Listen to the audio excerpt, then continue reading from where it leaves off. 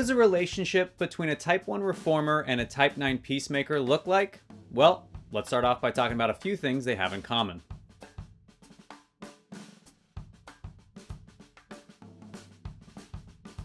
Nines and ones have a lot of things in common, starting with the fact that they're each other's wing. Now, when it comes to Enneagram wings, it's important to know that you typically have one wing that's more aligned with your core traits, and then one wing that's more complementary, if not contradictory to your core traits. For example, nines are naturally aligned with many of the type 1 traits and naturally opposed to many of the type 8 traits. So those differences can either complement or collide with each other. Same goes for ones that are very different than type 2 helpers, and so on and so forth for every other Enneagram type down the line. Anyway, ones and nines have even more in common because they're both gut or instinctive types within the triad centers. All gut types are heavily influenced by their physical activity and, surprise, surprise, their gut instincts. Fun fact, our gut is often called our second brain because it sends millions of neurons throughout our entire nervous system, which then influence our thoughts and feelings. So, as a metaphor within the Enneagram, the gut center describes types that are primarily influenced by these instinctual impulses that they can choose to act on, ignore, or repress in order to feel in control of themselves and their environment. Now, when they feel out of control, they get angry, which is their core emotional struggle in life. However, nines, as the impinged type of the gut center, are by far the best at hiding that anger, although they do have their unexpected blow-ups and plenty of resentment just like ones. Another key trait that nines and ones have in common is their tendency to be very idealistic, especially if they share a wing, like I mentioned earlier. One-wing nines are actually called the idealist, while nine-wing ones are called the dreamer. And these nicknames are meant to symbolize the way these types visualize a different and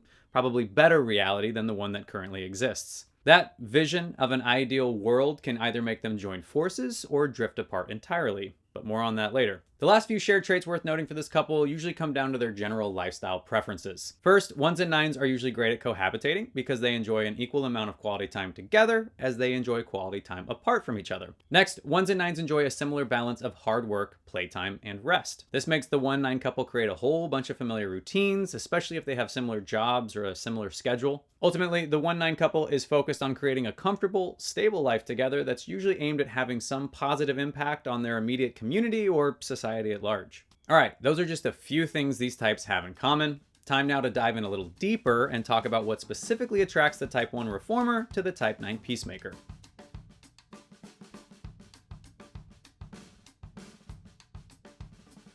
A major point of attraction for ones in a relationship with a 9 is usually the fact that 9s bring this softer, more forgiving spirit to the one's more, let's say, harsh perspective. Ones are just hypercritical people that are incredibly hard on themselves and other people as well, so that warmth and acceptance of the 9 goes a long way in soothing the one's endlessly critical superego. Oftentimes, this soothing process entails the one feeling safe enough to just vent their many frustrations as they know the 9 isn't going to judge them for anything they say in the heat of the moment. This lack of judgment is also why the 1 is open to the 9's more gracious perspective, because they feel like the 9 is on their side, even if they don't necessarily share all those critical opinions. This also makes healthy 9s great at steering the 1's critical mind towards a sense of acceptance for all the things that are just simply out of their control. All right, another aspect of 9s that 1s are pretty attracted to is their lighthearted and playful spirit that gives the 1 permission to not take themselves so seriously. After all, healthy integrated 1s take on the joyful, spontaneous sense of play that's more characteristic of the type 7 enthusiast. In this regard, mature 9s are just great role models to 1s that often need to learn to let go of this belief that if they relax their standards, they're going to get in trouble, so they best remain hypervigilant, which means less fun and more self-discipline. That ego narrative turns many 1s into uptight, perfectionistic workaholics, which is why it's such a huge gift when a healthy 9 that can look like a charming, successful 3 shows the 1 that rest and relaxation can bear just as much fruit as hard work and discipline.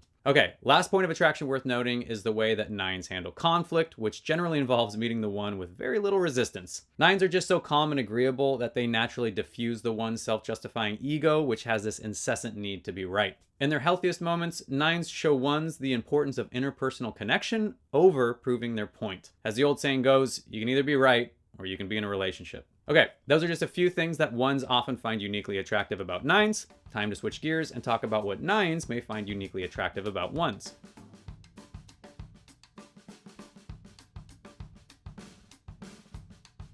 One of the first things 9s find attractive about 1s is their clear sense of purpose. Nines often get lost in a world of infinite options and never-ending decisions, so ones, with their strong desire to act on what they believe in, can bring some much-needed clarity to the nine's life. This usually looks like the one helping the nine to put all their beautiful daydreams into some practical steps and specific goals. And I know some life coach out there just got really excited.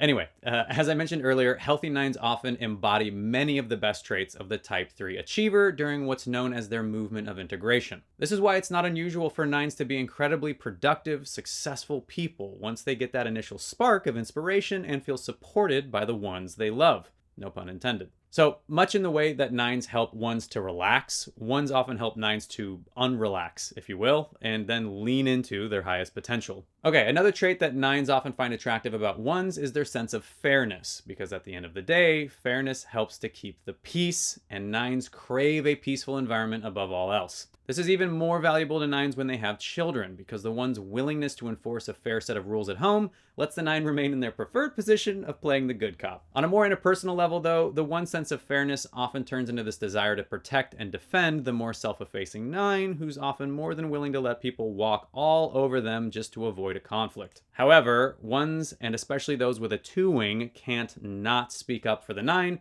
when they see them even being slightly mistreated. In some ways, that makes the nine horribly uncomfortable. But when it's done tactfully and from a place of love rather than outrage, the nine often feels extremely valued in ways that ultimately help inspire them to have a greater sense of self-worth. Okay, now that you got a nice picture of what attracts ones and nines to each other, it's time to talk about what can pull them apart.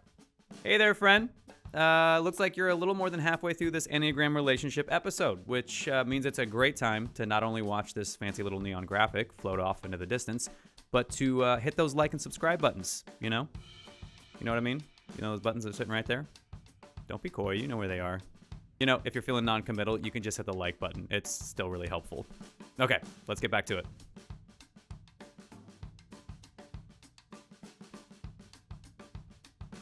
The biggest conflict ones and nines usually have is about the value of conflict itself. Ones see conflict as a way to have necessary conversations about something they think is broken, wrong, or could just be improved. Ones rarely see conflict as a death sentence, and in fact, they tend to believe it's a necessary part of every healthy and vibrant relationship. Nines, on the other hand, see conflict coming and run in the opposite direction or hide within their own little world. Nines either have to be extremely healthy or feel truly cornered to finally lean into a conflict, at which point they can either be fantastic mediators or shockingly aggressive because they've got so much unprocessed anger buried deep beneath the surface. If the nine finally does explode, then the one feels justified in all their poking and prodding at the avoidant nine, who clearly isn't owning their deeper frustration or sharing what's going on inside their heart. But for the most part, the cycle of conflict for this couple looks like the one getting upset about something, then bringing it to the nine, and the nine either flippantly apologizing just to ease the one's anger, or passively resisting the one by shutting down and withdrawing into themselves. However, the longer the nine hides from real conflict resolution, the more the one just festers with resentment. And unfortunately for ones, nines have incredible stamina when it comes to ignoring a problem, which just torments the one that can't rest until they feel like they've closed the loop on this conflict. You see, average or unhealthy ones, and especially those with a strong self-preservation instinct,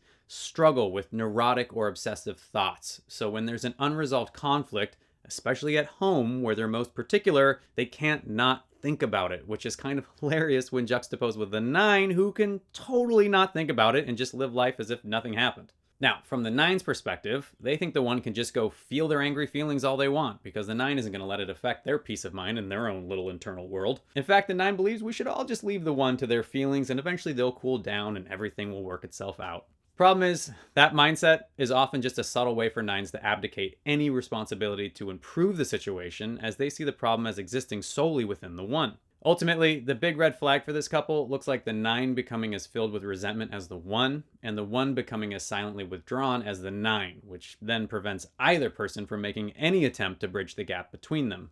All right, that's enough about conflict, and since I don't want to leave you with that bleak picture of a relationship gone wrong, let's wrap things up with some practical advice that should help the 1-9 couple have their healthiest relationship possible.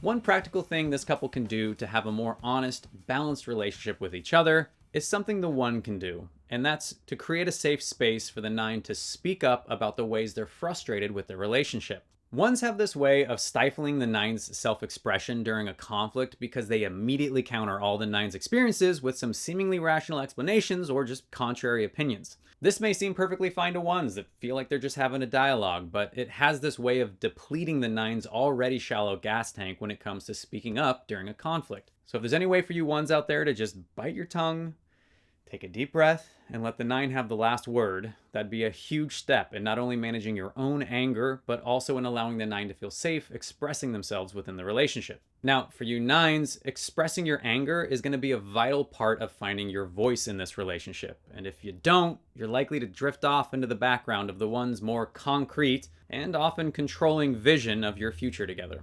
Now, speaking of a shared vision of your future together, this couple really benefits from having mutual goals or a shared belief system of some kind that pulls them out into the world in service of a broader purpose. Now, that's obviously a great thing for every couple to have, but for 1s and 9s specifically, they need to fight this tendency they have to fall into a lifestyle that's defined by comfortable routines that make the 9 feel safe and the 1 feel in control. Essentially, as they age, their world can shrink together rather than expand together. Lastly, a common point of frustration for this couple often arises when they have to make a big decision together. After an initial conversation, the 1 usually wants to act immediately on what the couple has discussed, but the 9 wants to wait and reconsider what was already considered during the initial conversation. It really helps the 1 to hear that the 9 hasn't changed their mind and they're not abandoning the plan. They just feel like they need to chew on it a while before taking action. Again, 1s are just looking to close the loop, so it really helps if 9s can say, hey, I just need to sleep on it, or let's decide this weekend. Picking any solid due date for major decisions is really going to help set the restless type 1 mind at ease, all while holding the indecisive 9 accountable to a final decision. All right, that's plenty of advice for today, which means it's time to wrap things up with our final and least helpful segment of these relationship episodes, which is the patented YGAT relationship rating system.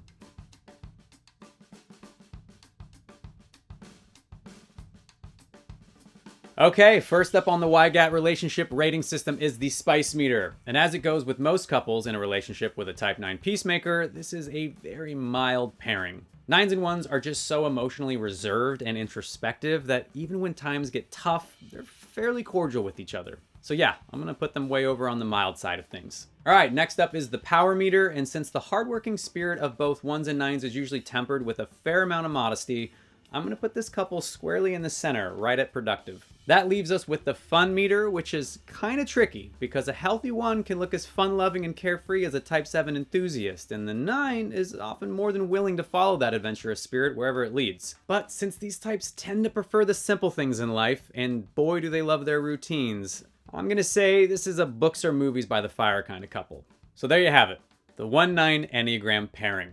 A mild, productive, and peacefully playful Enneagram couple. All right, friends, that's a wrap on this Enneagram relationship episode for Type 1 reformers with Type 9 peacemakers. If you're jumping off here, then I'll say thank you so much for watching. I hope you enjoyed it, and please hit the like and subscribe buttons on your way out if you wouldn't mind. But hey, if you're sticking around for more Enneagram goodness, then I've got plenty of relationship-themed content for you to choose from right here, as well as some more lighthearted content if you're feeling frisky. Take your pick.